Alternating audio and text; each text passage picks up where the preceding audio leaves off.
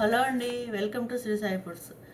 ఈరోజు నేను చేయబోయే పదార్థం దోసకాయ కొబ్బరి పచ్చడి. దానికి కావాల్సినవి దోసకాయ, కొబ్బరి, చింతపండు, బెల్లం, కరివేపాకు, పచ్చిమిర్చి.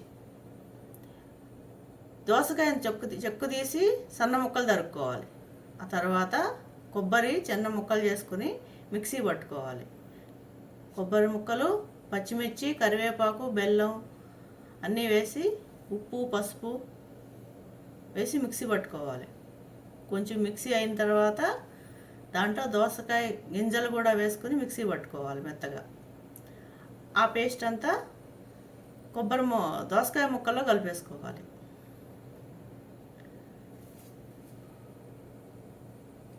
అలా కలిపేసుకోవాలి చేతితోటి, లేకపోతే కొంచెం అటు ఇటుగా కలుస్తుంది.